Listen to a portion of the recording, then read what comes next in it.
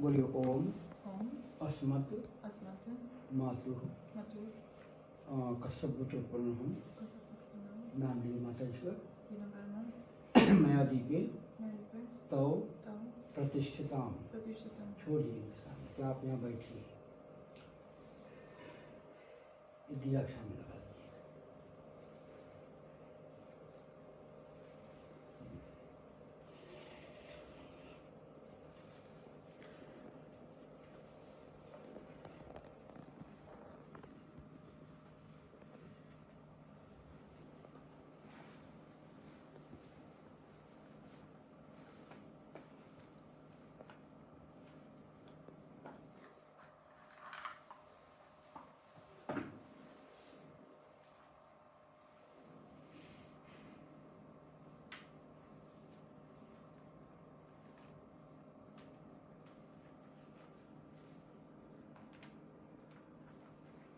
शांताकारं भुजगशयनं पद्मनाभं सुरेशं विश्वाधारं गगनसदृशं मेघवर्णं शुभांगं लक्ष्मीकान्तं कमलनयनं योगिनाथं वन्दे विष्णुभोगहरं सर्वलोकैकनाथं विष्णवे नमः नारायणाय नमः।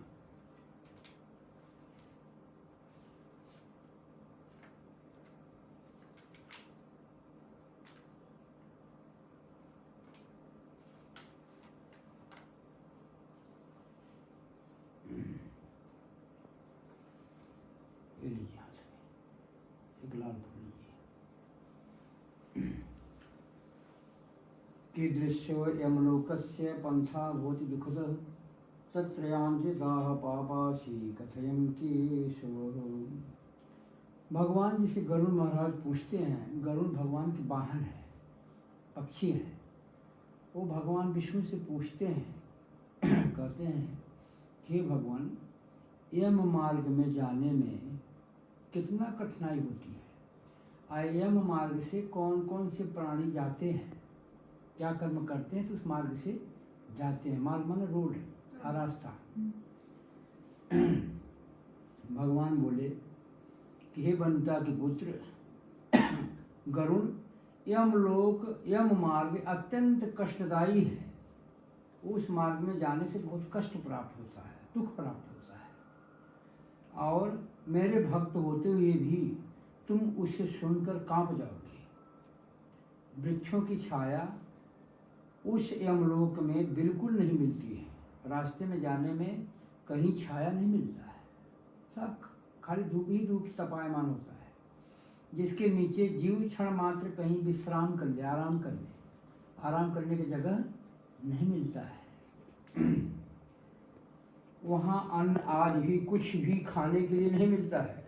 जीव अपने प्राण का निर्वाह कर सके वहाँ कहीं जल भी नहीं दिखाई देता, जल पी ले, पानी पी ले, पानी भी नहीं दिखाई देता है, जिससे प्यास से व्याकुल प्राणी पी के खग श्रेष्ठ 12 सूर्य उस लोक में प्रलय काल के समान तपते हैं।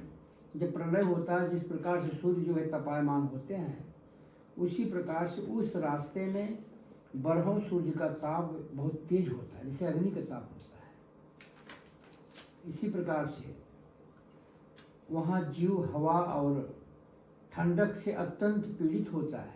कहीं बड़े बड़े भयानक विषैले सांपों से कटराया जाता है, कहीं कांटों से बिछाया जाता है, उस कांटे पर जीव चलता है, कहीं कहीं चिघाड़ते हुए व्याघ्र और खूंखार कुत्तों से नचवाया जाता है, कहीं जहरीले बिच्छुओं से कटवाया जाता है, और प्रज्वलित अग्नि से जलाया जाता है। जो पापी पाप करने वाले जीवात्मा है उनके लिए है, उस मार्ग से वही जाते हैं। इसके बाद उस जीव को एक असिपत्र वन में, जो कि धारदार जैसे चाकू होती है ना, उसी प्रकार से उस पेड़ के वृक्षों में पत्ते जो होते हैं उसके धारदार के चाकू जैसा होते हैं। उस जंगल में उस जीव को ले जाया जाता है, और वहाँ उसको पूरे शरीर में वो चाकू लगती रहती है, वो चलता रहता है उसमें। वो पर्वत पर से नीचे गिराया जाता है, अंधेरे कुएं में गिरा दिया जाता है, छुरी की धार के समान तीक्ष्ण मार्ग में पैदल चलाया जाता है, कहीं कहीं नुकीले कीलों के ऊपर चलाया जाता है, कहीं जल में, कहीं जोंक से भरे कीचड़ में गिराया जाता है कटवाया जाता है, कहीं अंधकार युक्त गुफों में गिराया जाता है, जलती हुई कीच के गिराया जाता है, कहीं तावे के समान जलती हुई पृथ्वी पर और कहीं जलते हुए बालू पर लिटाया जाता है, अंगारों के समूह में झुकाया जाता है, जहरीले वस्तुओं से, जहरीले सांपों से उनको कटवाया जाता है। इसी प्रकार से कहीं खारे कीचड़ की वर्षा होती है और तो कहीं भयानक गुफा एवं कंदरा में घुसाया जाता है जिसमें बहुत ही गहरा अंधकार होता है, वहाँ कभी अंजोला दिखाई नहीं देता है। कठिनाई बहुत होती है। योग्य शिलाएं भी उनके ऊपर गिराया जाता है, शिला माने पत्थर, पत्थर उनके ऊपर गिराया जाता है। और भरे हुए कुंड के समान पीड़ित वह बैतरणी नदी में गिराया जाता है। बैतरणी 1000 योजन की है। बैतरणी कितनी दूरी है? 1000 योजन। मैं आपको कल बताया था कि 1 योजन जो है 4 कोस को होता है और 1 कोस 3 किलोमीटर का होता है। तो बैतरणी नदी कितनी चौड़ी है? 1000 योजन की है। वो बैतरणी नदी में मध्य मार्ग में ही देखते ही मात्र से वो भय को देने वाली, जिसकी बातें सुनने मात्र से रोमांच खड़े हो जाते हैं, वो इतना भयावह है। उस नदी में खून, पेयों और जहरीले वस्तु उसमें पड़े रहते हैं, उसको पार करना पड़ता है। 100 योजन वह नदी चौड़ी है, जिसका किनारा हड्डियों से बना हुआ है, जिसमें पीव रक्त भरा हुआ है और उसमें रक्त, मांस आदि पीव की कीचड़ भरे हैं, जो बड़ी गहरीली है तथा बड़े दुख से पार किए जाने योग्य है। ऐसे नदी में पार करने के लिए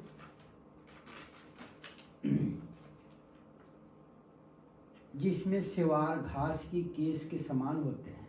एक घास पानी में उत्पन्न होती है, वो केस माने बाल, बाल के समान एकदम घना रहता है, उसमें चलना मुश्किल होता है, जो बड़े बड़े घड़ियालों से पूर्ण है। मांस खाने वाले सैकड़ों प्रकार के पक्षियों का इसमें निवास है। हे गरुण, आग की ज्वाला से तप्त हो जैसे कड़ाह में घी खौलता हुआ रहता है, ऐसे उस नदी का पानी खौलता रहता है। ठीक है। और वह सुई के समान मुख वाले कीड़ों उसमें जोंक होते हैं, जो कि काटते हैं। गिद्ध और कौवे के जिनके चोंच बड़े बड़े होते हैं। नदी व्याप्त है। सुई, मगर, घड़ियाल, मछली और कछुआ, अन्य मांस भक्षक जीव उसमें व्याप्त रहते हैं उस नदी में अत्यंत रोता हुआ पापी जीव छोड़ा गया है। भाई, पुत्र, पिता आज सब कहकर बार बार पुकारता है, हे भाई आप कहाँ हो, हे पिता आप कहाँ हो, हे पुत्र आप कहाँ हो। उसमें चिल्लाता है, जाकर के पुकारता है सब, और भूख और प्यास से पीड़ित होता है। तब खाने और पीने को वही रुधिर और मांस मिलता है, वही रक्त और फेन से युक्त मिलता है।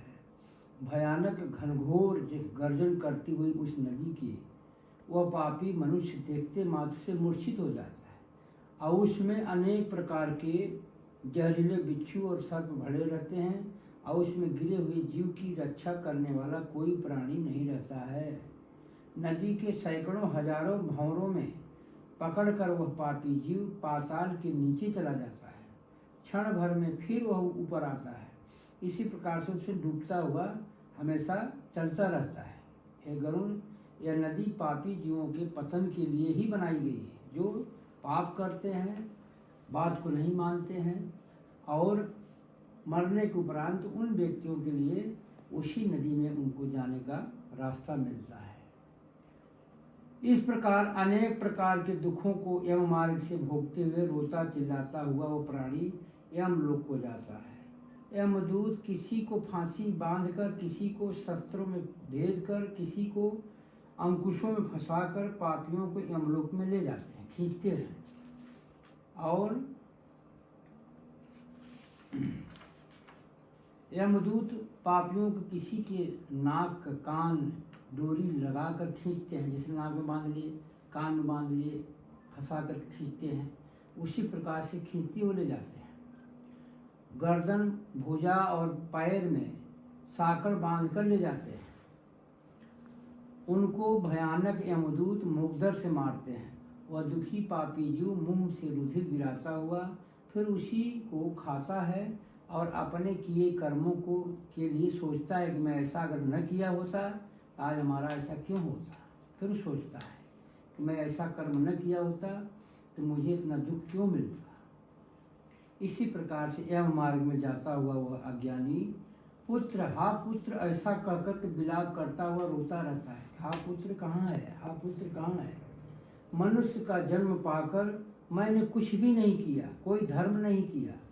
प्राणी मन में ऐसा सोचता रहता है कि अगर मैं कोई धर्म करता, पूजा पाठ करता रहता, अच्छे कर्म करता रहता तो हमको ऐसा दुख न मिलता। शरीर अपने किए कर्मों को भोगो, क्योंकि तुमने न तो कभी अग्नि में हवन किया। यमदूत क्या कहते हैं? यमदूत उस प्राणी से कहते हैं कि भोगो, तुमने कभी अग्नि में हवन नहीं किया, तुम कुछ दान नहीं किया, तपस्या नहीं किया, देवताओं को पूजा नहीं किया है और न ही सविधा तीर्थों की सेवा की, कभी तीर्थों में जाकर स्नान नहीं किया, ब्राह्मणों का पूजन और गंगा स्नान भी नहीं किया। ब्राह्मण का पूजन और गंगा में जाके कभी स्नान भी नहीं किया है। तुमने कभी साधुओं की न तो सेवा की और न ही परोपकार किया। इसलिए हे देहीन अपने किए हुए कर्मों को भोगो, ऐसा दूत करते हैं उस जीव से। मनुष्यों, पशुओं, पक्षियों के पीने के लिए निर्जल जल में जल नहीं भराया कि कहीं पक्षी पानी पी ले और पशुओं को पानी मतलब गाय भैंस को पानी पिला दे। ऐसा तुमने कभी नहीं किया कि गाय को पानी पिलाया कहीं रख के। और न तो जीवों के लिए पानी रखा कि जीव पानी पिए, और जलाशय नहीं बनवाया। जलाशय माने तालाब, कुआं या बगीचा जो लगवाते हैं, ये कभी नहीं किया। ब्राह्मणों को एवं गाय नहीं दिया। जीविका के लिए कुछ साधुओं को नहीं दिया कि जीवा अपना जीव चला लें, साधु को कुछ भोजन पानी दे आए, कहीं दान दे दें। ऐसा तुमने नहीं किया। इसलिए हे देहीन अपने किए हुए कर्मों को भोगो, ऐसा कहता है। कभी पर्याप्त मात्रा में अन्नदान, गौओं को तृण, तृण माने घास, गाय को घास कभी नहीं दिया और पर्याप्त मात्रा में अन्न दान नहीं किया। जैसे आटा हुआ, चावल हुआ, गेहूँ हुआ, धान हुआ, लोग दान करते हैं कभी कभी जाके मंदिरों पर, गाय गौशाला में। तो तुमने ऐसा नहीं किया, ऐसा वो कर रहे हैं, उनको सब मालूम रहता है। इसी प्रकार से हे वेद शास्त्र के अर्थों पर श्रद्धा भी नहीं की। इसे गुरु पुराण मैं कर रहा हूँ। अभी गुरु पुराण को सुनने के लिए श्रद्धा होनी चाहिए, मन होना चाहिए। हाँ, मैं पुराण सुन रही हूँ तो इनका कल्याण हो जाएगा। इसी प्रकार से कह रहे हैं कि आपने शास्त्र वेद पुराण का कभी जो मन से लगा कर सुना नहीं, वहाँ बैठा नहीं, देखा नहीं, अपने काम में हमेशा लगा रह गया। इसलिए जैसा कि वैसा भोगो। अपने स्वामी की आज्ञा का कभी पालन नहीं किया। भाई साहब हमारे हैं, अगर वो कहें कि करना है तो उसका पालन करना चाहिए, हाँ करेंगे। तुमने ऐसा अपने स्वामी का पालन नहीं किया, ये कह रहे हैं इसमें। और न ही कभी बड़ों की सेवा की, जैसे माता पिता, भाई बंधु, गुरु आ जाए, उनका अपने हाथ से सेवा नहीं किया, पैर नहीं दबाया, ऐसा कह रहे हैं। स्त्रियों के लिए पति की सेवा करना ही परम धर्म है। स्त्री अपने पति का सेवा करे, उसका सबसे बड़ा परम धर्म यही है। और इसको जानते हुए भी पति की सेवा जिस स्त्री ने नहीं की, पति को मरने पर भी सती नहीं हुई, वैध धर्म जीवन व्यतीत करती रही, जिसके तपस्या नहीं किए, अध्ययन अपने किए हुए कर्मों को भोगो। अपने पूर्व कर्मों के द्वारा अत्यंत दुखदायी नारी शरीर पाया और जिस पर उसने न तो महीनों की न चंद्रायण व्रत किया और न उस शरीर को नियमों द्वारा केशित किया। इस प्रकार अनेक विलाप करता हुआ वो स्त्री पुरुष जीव अपने पूर्व देह को स्मरण करता हुआ, स्मरण याद करता हुआ रोता हुआ वो जाता रहता है, सोचता रहता है। और वह प्रेत रूपी जीव 17 दिन तक वायु के समान चलता है। जब यहाँ से चलता है ना, तो 17 दिन तक वो वायु के समान हवा, जैसे हवा चलती है उस प्रकार से चलता है। हे गरुण, वह प्रेत सौम्यपुर नामक नगर में जब पहुंचता है 18वें दिन, 18 दिन में सौम्यपुर नामक नगर में पहुंच जाता है, यहाँ से चलता है। तो सोमपुर नगर में महान प्रेतों के गण रहते हैं। वहाँ पुष्प भद्रा नाम की नदी है। वहाँ पर वह कुछ देर के लिए बट वृक्ष के सुंदर छाया में बैठता है। वहाँ एक बट की छाया है, बट माने समझ गए हैं, बरगद, बनियन ट्री। हाँ, उसकी पेड़ की छाया में वहाँ बैठता है।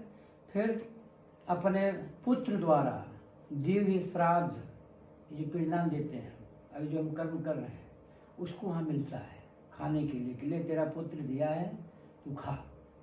तो उसको शक्ति होती है, खुश होता है कि हमारा पुत्र, हमारा बेटा बहू हमको ये दिए हैं, वहाँ मिलता है उसको। वहाँ पर जीव यमदूतों के साथ विश्राम करता है। अब फिर उस दिए हुए पुत्र आदि के दान सामग्री या पिंडदान से खा करके संतुष्ट होता है, आराम करता है। और मित्र, धन, नौकर, स्त्री आदि की चिंता करता है। वह यमदूत कहते हैं कि स्त्री, पुत्र, भृत्य, धन इत्यादि सुख भोगने वाले कहाँ हैं? ये मूर्खों, अपने किए हुए कर्मों फल भोगते रहो, अधिक समय वाले मार्ग पर चलते रहो। ये परलोक यात्री तुम्हारे ऐसे प्राणियों के साथ चलने वाले हम यमदूतों के बल को तू नहीं जानता है। ऐसा प्रयास तूने कभी नहीं किया जिससे यम की यातना न मिले। इसलिए तुम अगर दान किया होता, अच्छे कर्म किए होते, भगवान की पूजा किए होते और वेद पाठ पढ़े होते, तो तुम आज इस यम मार्ग में ये यातना न सहते।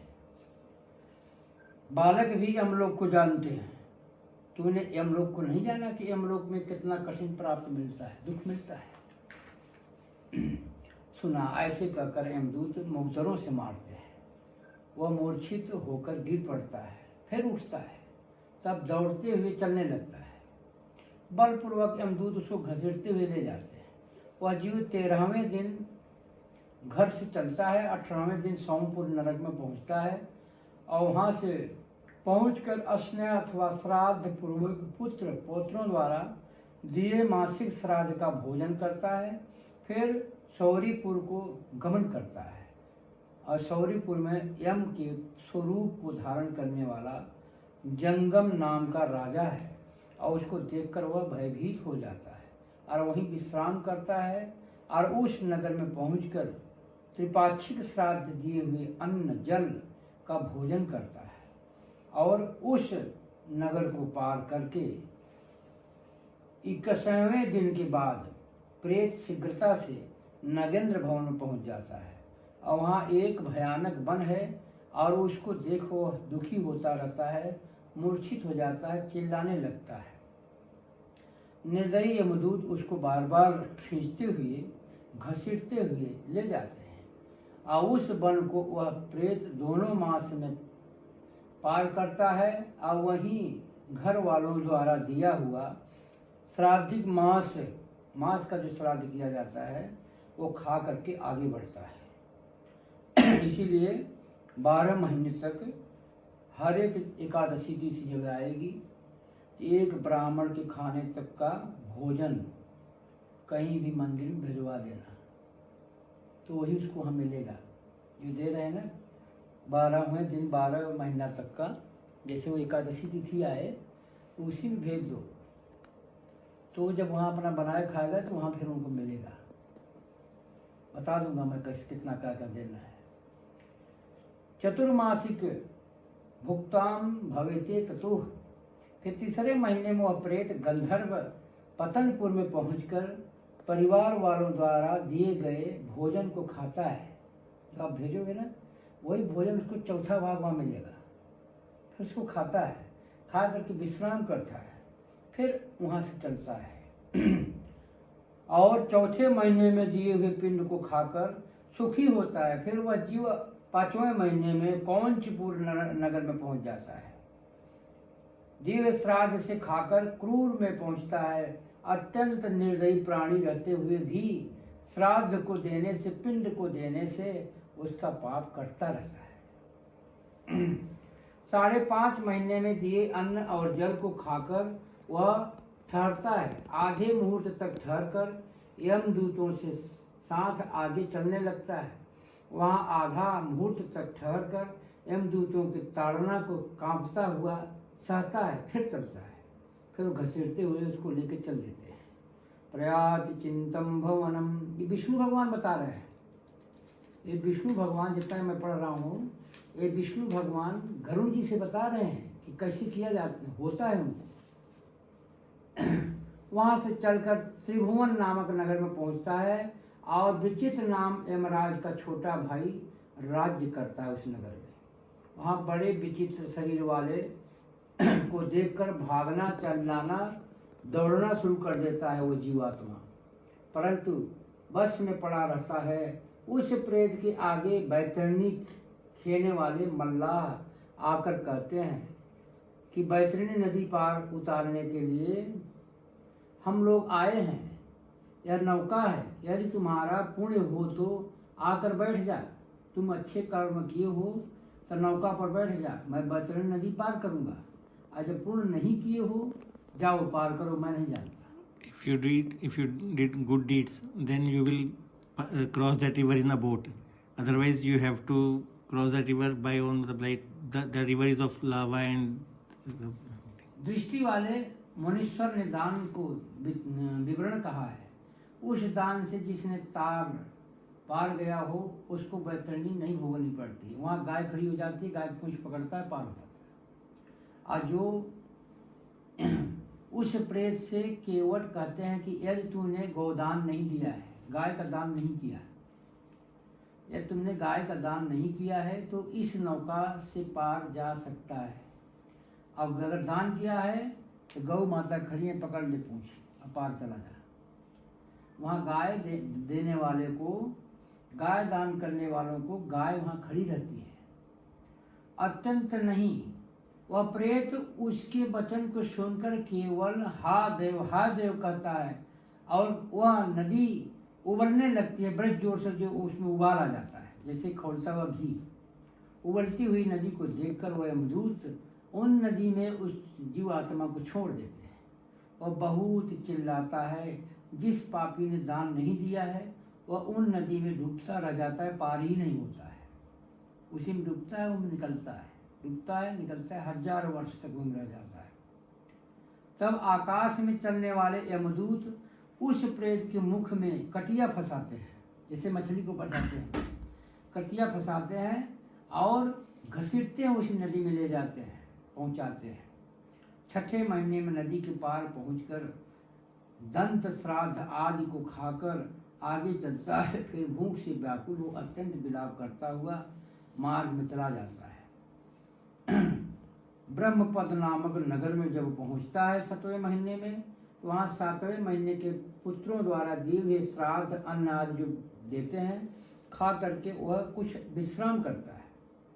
हे गरुड़, उस नगर को पार कर दुखदपुर पहुंचता है और आकाश मार्ग से चिल्लाता हुआ वह अनेक प्रकार के दुखों को भोगता हुआ 8वें महीने के श्राद्ध में दिए हुए अन्न जल आदि को भोग खा करके आगे बढ़ता है और 9वें महीने में पूर्ण होते ही नाना कंदरपुर नामक में पहुंच जाता है।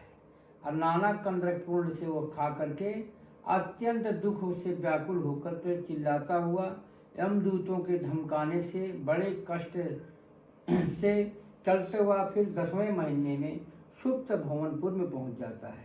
वहाँ 10वें महीने का पिंड आदि खा करके वह तृप्त होता है। फिर वहाँ कुछ विश्राम करता है। फिर 11वें महीने में वहाँ से चलकर रौद्र नगर में पहुंच जाता है और 11वें महीने में दिए श्राद्ध जल आदि को खाने के बाद 11.5 महीना पूरा हो जाता है और पैरवश वर्णन में पहुंचता है। वहाँ प्रेतों को दुख देने वाले मेघ बरसते हैं। जो प्रेत पाप आत्मा होते हैं उनको दंड देने के लिए, जैसे बरसात होती है ना, उसे मेघ वहाँ बरसते रहते हैं, आग की वर्षा होती है इसके ऊपर, आग की वर्षा होती है। न्यायिक मानसी के दिए हुए, श्रद्धा से दिए हुए खा करके, और वो प्राणी इस वर्षा को सहने के लिए तैयार रहता है। और जब नहीं कोई कुछ देता है तो फिर नहीं पाता है, तो वो उसी में रोता हुआ कि हाय मैं कैसे पुत्र को जन्म दिया था, कैसे हमारे पुत्र पौत्र थे जो हमको खाने के लिए जो है पिंडों का श्राद्ध या ब्राह्मण को दान नहीं दिया। फिर रोता है, पीड़ित दसवें दिशाओं में दिखता हुआ रोता रहता है। तब वह जीव यमदूत कहते हैं कि ऐसा तेरा पुण्य कहाँ है जिस पुण्य के बल से तू इस दुख को छुटकारा पा सके। यमदूतों को ऐसे वचन को सुनकर वार्षिक श्राद्ध में दिए पिंड को खाकर धैर्य धारण करता है। जो वर्ष में 12 महीने में जो श्राद्ध होगी, बरसी होगी, उसमें खिलाने पिलाने से वो दूत को जो है धैर्य धारण हो जाता है जीवात्मा को, फिर सब कुछ सहना शुरू कर लेता है, सह लेता है। यमलोक के समीप पहुंचकर भीतपुर नामक नगर में रहता है, हाथ जोड़कर, और पहले से मिले हुए हाथ भर का शरीर का वर्ष के अंत में त्याग हो जाता है। जब वहाँ पहुँच जाता है ना, तो जो हाथ भर का शरीर बन जाती है जाने के लिए, वो त्याग हो जाती है, खत्म हो जाती है। अंगुष्ठ मात्र का यातना शरीर पाकर अपने कर्मों के फल को भोगने के लिए यमदूतों के साथ चल देता है। काश्यप और अधिक दान और जिन्होंने मरने के समय नहीं दिया है, धर्म संचय नहीं किया है, इस कारण के यमदूतों को सुदृढ़ बंधनों से बंधे हुए कष्ट को भोगते हुए, हे गरुण, धर्मराज नगर में 4 द्वार हैं। धर्मराज के नगर में कितने द्वार हैं? 4 हैं, चारों दिशाएं हैं। और उसमें से दक्षिण मार्ग का जो दक्षिण द्वार है, उस द्वार से पापी लोग जाते हैं, और जो 3 मार्ग है उसमें पुण्य आत्मा लोग जाते हैं। South gate is for evils and rest 3 gates is for good men. Okay. प्यास और क्षुधा से पीड़ित ऐसे महाघोर मार्ग में प्राणी जैसे जाता है, और वहाँ जाने पर फिर क्या होता है वह सब सुनते तुमसे मैंने कह दिया, तुम अब क्या सुनना चाहते हो, ऐसा भगवान गरुड़ महाराज से कहते हैं।